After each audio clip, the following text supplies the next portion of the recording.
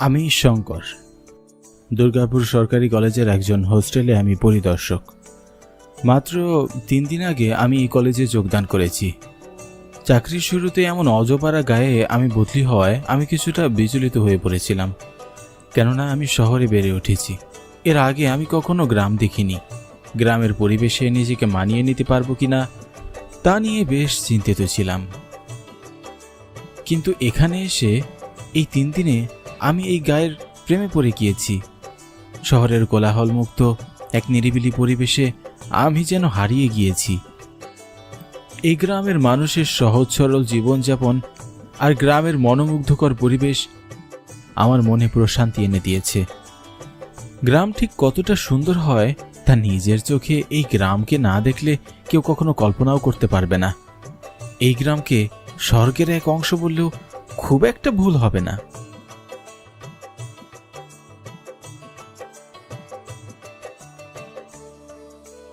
বাবু, আপনি এখানে? আর আমি আপনাকে পুরো হোস্টেলে খুঁজে খুঁজে হয়রান হয়ে গিয়েছি।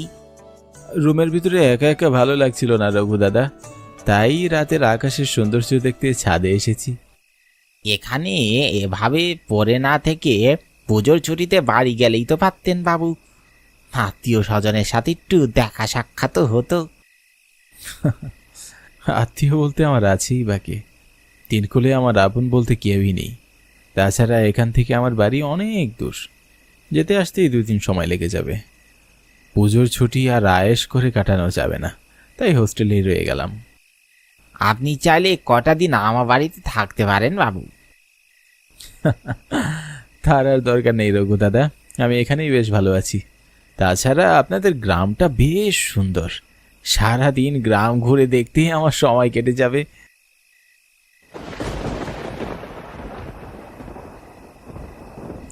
আকাশে বিজলি চমকাচ্ছে, মনে হচ্ছে এক্ষুনি বৃষ্টি নামবে।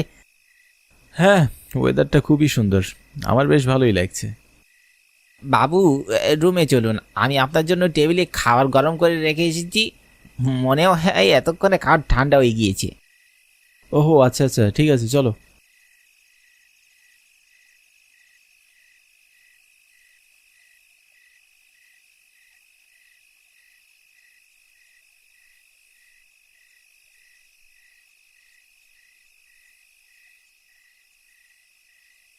বাবু, রাতের বেলা আপনি রুম থেকে বাইরে বের হবেননি।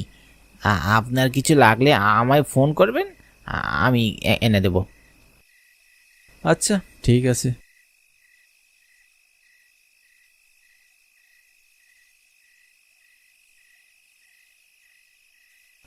রঘুদাদাকে বিদায় জানিয়ে আমি রুমে এসে দেখলাম টেবিলে মজার মজার খাবার সাজিয়ে রাখা আছে। খাবারগুলো থেকে খুব সুন্দর ঘ্রাণ বের হচ্ছে। এমন লোভনীয় খাবার দেখে আমার খিদে বেড়েই গেল, তাই আমি খাবার খেতে বসে পড়লাম।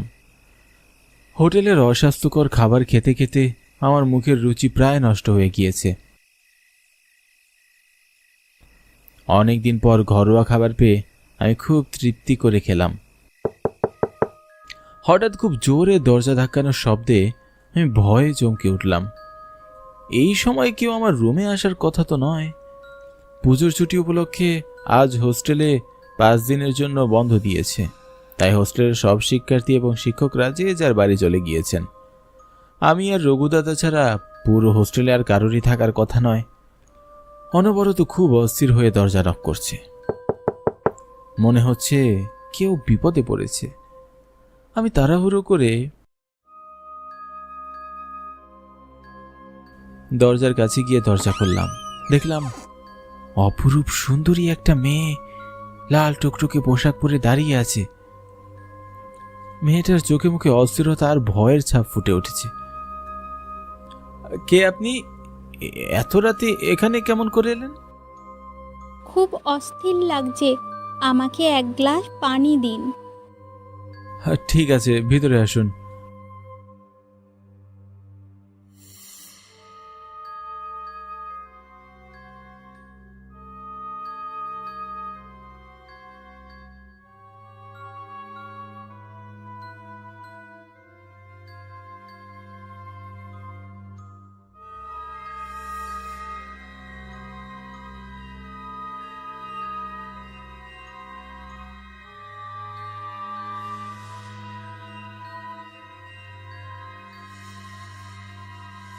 আমি এক গ্লাস পানি এনে মেয়েটির হাতে দিতেই মেয়েটি ডকডক করে পুরো গ্লাসের পানি এক নিঃশ্বাসে শেষ করে ফেলল।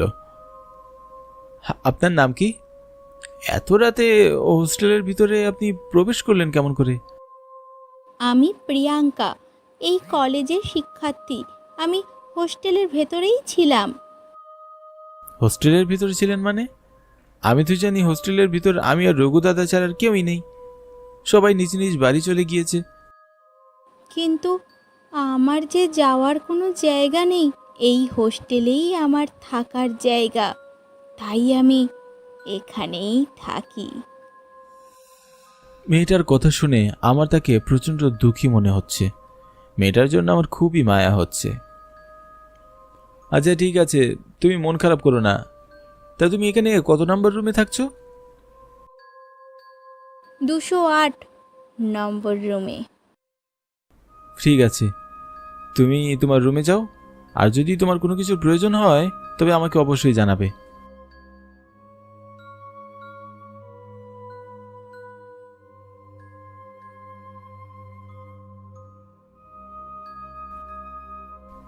মেয়েটা চলে যাওয়ার পর আমি দরজা বন্ধ করে শুয়ে পড়লাম।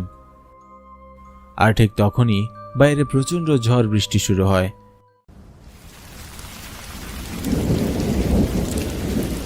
আকাশে বিজলি চমকাচ্ছে, সেই সাথে মেঘের গর্জনও শোনা যাচ্ছে। হঠাৎ বিদ্যুৎও চলে যায়, পুরো রুম অন্ধকারে ঢাকা পড়ে যায়। আমি বিছানা থেকে উঠে টর্চ লাইট জ্বালিয়ে বসলাম। এই ঝড় বাদলের রাতে মেয়েটি 208 নম্বর রুমে একা একা নিশ্চয়ই খুব ভয় পাচ্ছে। যাই, একবার মেয়েটিকে একটু দেখে আসি।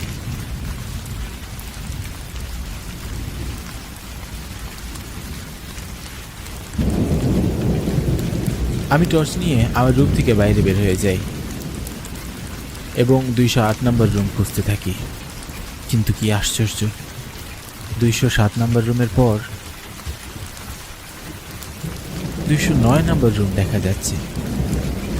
পুরো হোস্টেল তন্ন তন্ন করে খুঁজেও 208 নম্বর রুম আমি কোথাও দেখতে পেলাম না। ব্যাপারটা আমার কাছে খুবই রহস্যজনক মনে হলো।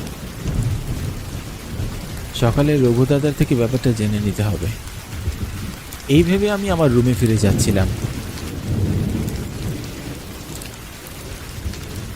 আর ঠিক তখনই হোস্টেলের একেবারে শেষ প্রান্তের কক্ষে আমার চোখ পড়ল।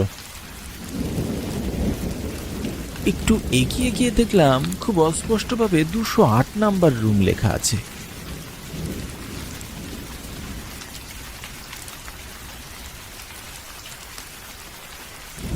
আমি দরজায় হাত রাখতেই দরজাটা নিচে থেকেই খুলে গেল। কি আশ্চর্য, আমি রুমের ভিতরে প্রবেশ করে দেখি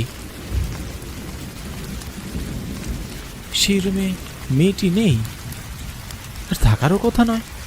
রুমটি দেখে বেশ জীর্ণ শীর্ণ আর পুরনো মনে হচ্ছে।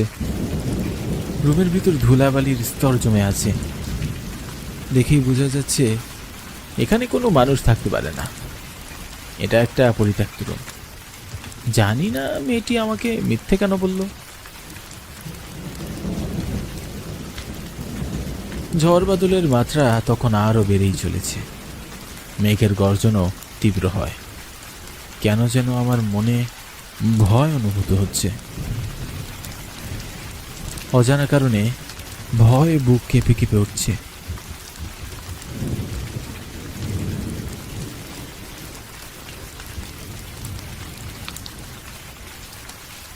আমি বিছানায় শুয়ে ঘুমানোর চেষ্টা করলাম, কিন্তু কিছুতেই যেন চোখে ঘুম আসছে না। হঠাৎ দরজায় ঠকঠক শব্দ শুনে এক লাফে আমি উঠে বসলাম। ঘড়ির দিকে তাকিয়ে দেখলাম রাত 12টা বাজে। এত রাতে রঘু দাদা তো আসার কথা নয়, নিশ্চয়ই প্রিয়াঙ্কা এসেছে আবার।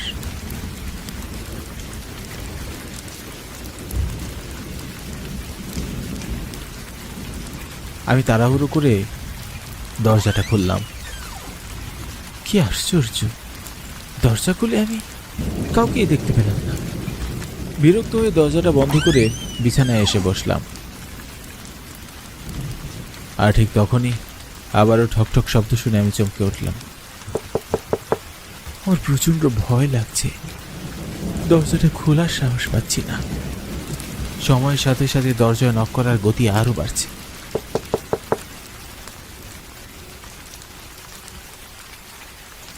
ভয়ে ভয়ে আমি দরজার দিকে এগিয়ে যাই, কিন্তু কি অবাক করার ব্যাপার, এবারও দরজা খুলে আমি কাউকেই দেখতে পেলাম না।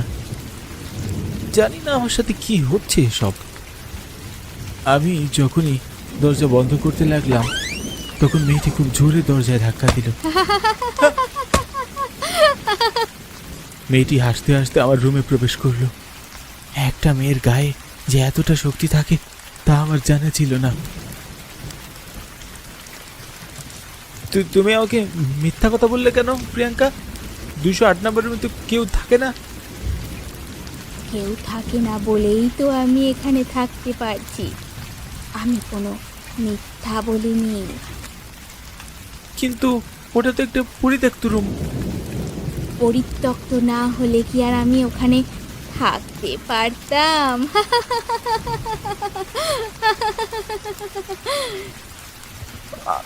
আমি তো তোমাকে জানি জানি, বিদ্যুৎ চলে যাওয়ায় আপনি আমাকে খুঁজতে গিয়েছিলেন, কিন্তু পাননি। পাবেন কেমন করে মশাই? বিদ্যুৎ চলে গেলে যে আমি শিকারে বের হই। শিকারে বের হন মানে? আহ, এত প্রশ্ন কেন? মাথাটা একবারে গরম করে দিল। মেয়েটির হুঙ্কার শুনে আমি ভয়ে লাফিয়ে উঠলাম। তারপর মেয়েটি তার লম্বা হাত বের করে টেবিল থেকে এক গ্লাস পানি নিয়ে পান করলো। এটা দেখে ভয় আবার চোখ কপালে উঠে যায়। কি আপনি?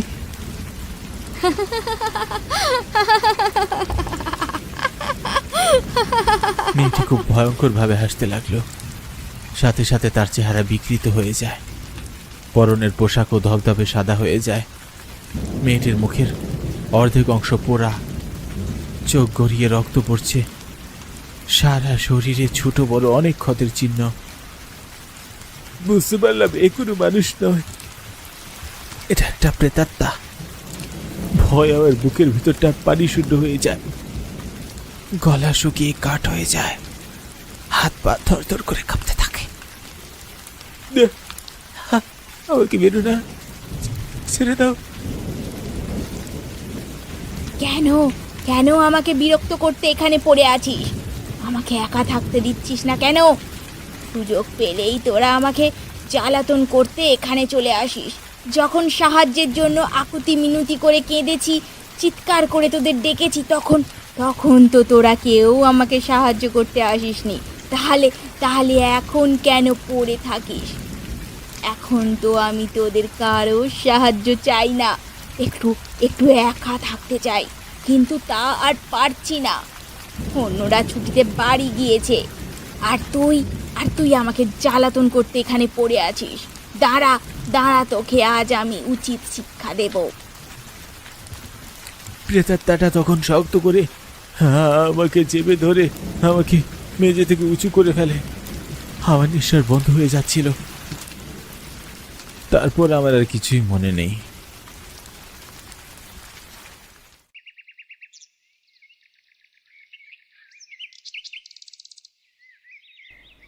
পরের দিন ভোরবেলা জ্ঞান ফিরে আসার পর দেখলাম আমি বিছানায় শুয়ে আছি। আমার পাশে রঘু দাদা বসে আছে। আমি এক লাফে বিছানায় উঠে বসলাম। রঘু দাদা, আমার সাথে কি যে হয়ে গেল? এখন থেকে অনেক বছর আগে যখন আমি চাকরিতে নতুন যোগদান করি, তখন পুজোর ছুটিতে হোস্টেলের সব শিক্ষার্থীরা নিজের বাড়িতে চলে যায়। কিন্তু তখন এই হোস্টেলে একটা এতিম মেয়ে থাকতো। আত্মীয় বলতে পৃথিবীতে তা কেউ ছিল না। যেহেতু মেয়েটির যাওয়ার কোনো জায়গা নেই, তাই সে হোস্টেলে থেকে যায়। কোনো একদিন ঝড় বাদলের রাতে ইলেকট্রিক শক হয়ে মেয়েটির রুমে আগুন লেগে যায়।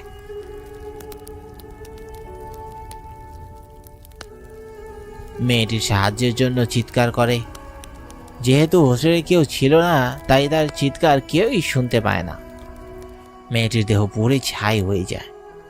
তারপর থেকে প্রতি পুজোর ছুটিতে মেয়েটিকে এই হোস্টেলে দেখা যায়। আবার কখনো ও ঝড় বাদলের রাতেও মেয়েটিকে দেখা যায়। বাবু, আপনার ভাগ্য ভালো, ঈশ্বরের কৃপায় আপনি এখনো বেঁচে আছেন। সমস্ত ঘটনা শুনে আমার গায়ের পশমগুলো কাঁটা দিয়ে উঠল। সেই দিনই আমি চাকরি ছেড়ে কলকাতায় চলে আসলাম। আজও মেয়েটির জন্য আমার খুব আফসোস হয়।